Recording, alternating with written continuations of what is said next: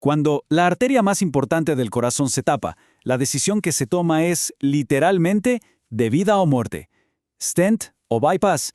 Hoy vamos a meternos de lleno en los datos que ayudan a los médicos a tomar esta decisión tan crucial. A ver, esta es nuestra hoja de ruta. Primero, vamos a entender por qué esta arteria es pero tan importante. Después, vamos a conocer a los dos contendientes para repararla. Luego, veremos cómo el hecho de ser una emergencia cambia las cosas. Analizaremos un resultado sobre supervivencia que de verdad sorprende. Y al final, lo más importante, entenderemos cómo se llega a la decisión correcta para cada persona. Muy bien, arranquemos por el principio, ¿no? Antes de hablar de soluciones, hay que entender bien la magnitud del problema. Estamos hablando del bloqueo de una arteria que es, literalmente, la fuente de vida del corazón. Y aquí está la pregunta del millón. Cuando el motor del cuerpo está en peligro porque no le llega combustible, se necesita una solución. Y se necesita ya. Imagínense que el corazón es una ciudad enorme y esta arteria es la autopista principal por la que entra todo.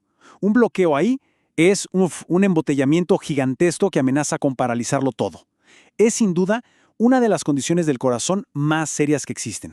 Y para encontrar la mejor respuesta, la ciencia no se anda con opiniones.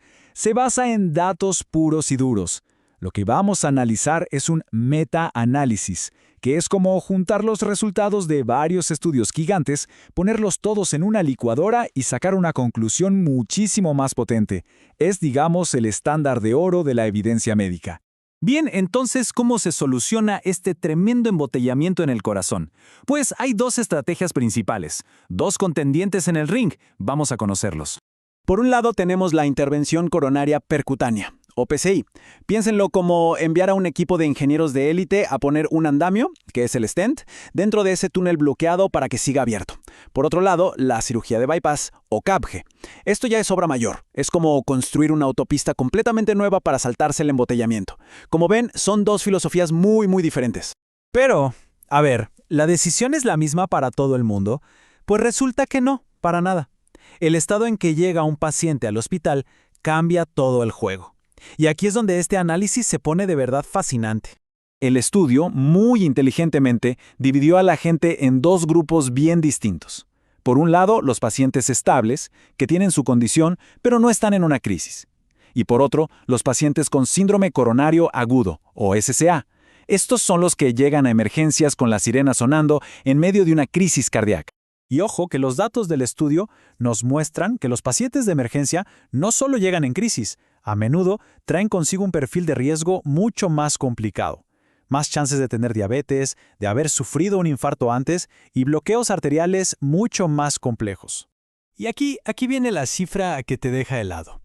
Un paciente que llega como una emergencia tiene 3.4 veces más probabilidades de morir en los primeros 30 días que un paciente estable. Es una diferencia brutal, ¿eh? Un riesgo inmediato y muchísimo mayor. Entonces, recapitulemos. Tenemos a un grupo de pacientes de mucho mayor riesgo y dos tratamientos totalmente distintos. La lógica nos diría que tiene que haber un ganador claro en cuanto a quién sobrevive más. Pero, como en las buenas historias, aquí es donde viene el giro inesperado. Esta es la pregunta que todos nos hacemos. Después de todo el debate de los riesgos, de la tecnología, al final del día, ¿qué método es mejor para mantener a la gente con vida a largo plazo? ¿Listos para la respuesta? Sorprendentemente es un empate. Miren este gráfico. Cada barra es un grupo distinto. Pacientes de emergencia con stent, con bypass, los estables, y a los 5 años las tasas de mortalidad son prácticamente idénticas. Stent o bypass, emergencia o estable. A la larga, la supervivencia fue la misma. Un resultado que de verdad casi nadie se esperaba. Ok, pero a ver, si la supervivencia es la misma, ¿significa que da igual qué procedimiento se elija? No, para nada, no tan rápido. La decisión se vuelve mucho más interesante cuando miramos más allá de la mortalidad y empezamos a analizar los riesgos específicos de cada opción. Arranquemos con el riesgo de un ACV, un accidente cerebrovascular. Durante el primer año, la cirugía a corazón abierto, el bypass, tiene un riesgo un poquito más alto. Tiene sentido, es una operación más grande. Así que en el corto plazo, el procedimiento menos invasivo, el del stent, tiene una clara ventaja. Pero, y este es un gran pero, cuando miramos a 5 años, la tortilla se da vuelta. Los pacientes que recibieron un stent tuvieron un riesgo mayor de sufrir otro infarto. Parece que el bypass, esa autopista nueva, ofrece una protección más sólida a largo plazo. Y El tercer punto clave es la durabilidad. Los pacientes con stent tienen casi el doble de probabilidades de necesitar otra intervención para reabrir una arteria en los siguientes 5 años. La autopista nueva que se construye con el bypass parece ser una solución, digamos, más permanente. Y esto es, probablemente, el hallazgo más profundo de todo el estudio. Este intercambio de riesgo a corto plazo versus beneficio a largo plazo fue exactamente el mismo para todos los pacientes. Daba igual si llegaban estables o en plena emergencia. Esto nos dice que la decisión final no depende de la urgencia del momento, sino de una pregunta mucho más de fondo. ¿Qué tipo de riesgo se prefiere evitar? Bien, ya vimos que la supervivencia es igual, pero los riesgos son distintos. Entonces, ¿cuál es el veredicto final? El estudio no nos da una respuesta única, sino algo muchísimo más valioso. Nos da un método para encontrar la mejor respuesta en cada caso. La conclusión de los propios autores lo dice todo. No hay una única respuesta correcta. Ambas opciones son herramientas válidas, y la elección correcta sale de una discusión bien informada. Y esto nos lleva a lo que hoy es el estándar de oro en la medicina, el Heart Team, o equipo del corazón.